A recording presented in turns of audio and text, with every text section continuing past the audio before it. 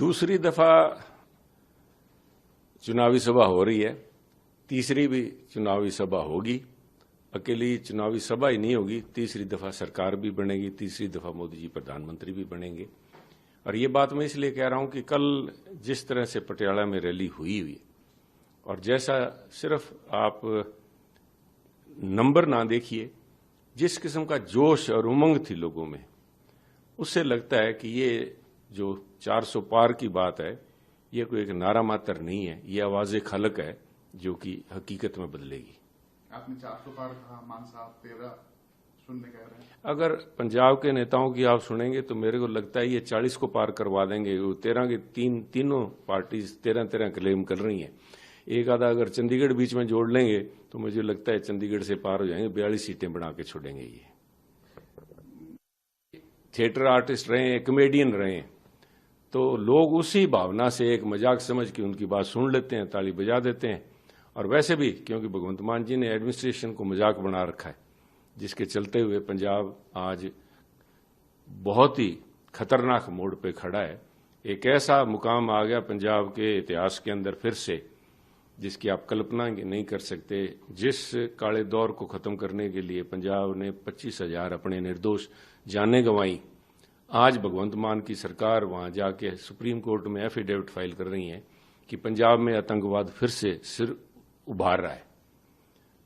आतंकवाद नहीं उभार रहा, सरकार जो है अपनी नाकामयाबी को ढकने के लिए इस किस्म की बातें कर।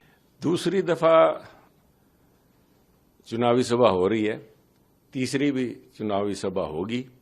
अकेली चुनावी सभा ही नहीं होगी, तीसरी दफा सरकार भी बनेगी, तीसरी दफा मोदी जी प्रधानमंत्री भी बनेंगे।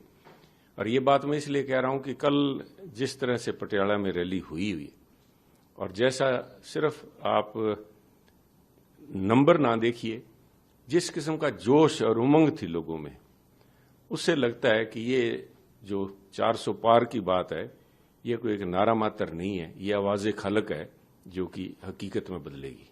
आपने 400 पार कहा, मान साहब 13 सुनने कह रहे हैं। अगर पंजाब के नेताओं की आप सुनेंगे तो मेरे को लगता है ये 40 को पार करवा देंगे। वो 13 की तीनों पार्टीज 13 क्लेम कर रही हैं। एक आधा अगर चंडीगढ़ बीच में जोड़ लेंगे तो मुझे लगता है चंडीगढ़ से पार हो जाएंगे, 42 सीटें बना के छोड़ेंगे। ये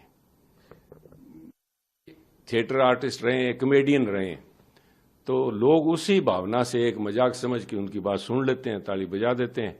और वैसे भी क्योंकि भगवंत मान जी ने एडमिनिस्ट्रेशन को मजाक बना रखा है, जिसके चलते हुए पंजाब आज बहुत ही खतरनाक मोड़ पे खड़ा है। एक ऐसा मुकाम आ गया पंजाब के इतिहास के अंदर फिर से, जिसकी आप कल्पना नहीं कर सकते।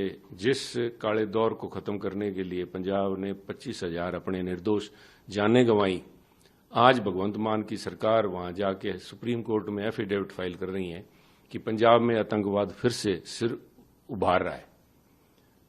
आतंकवाद नहीं उभार रहा, सरकार जो है अपनी नाकामयाबी को ढकने के लिए इस किस्म की बातें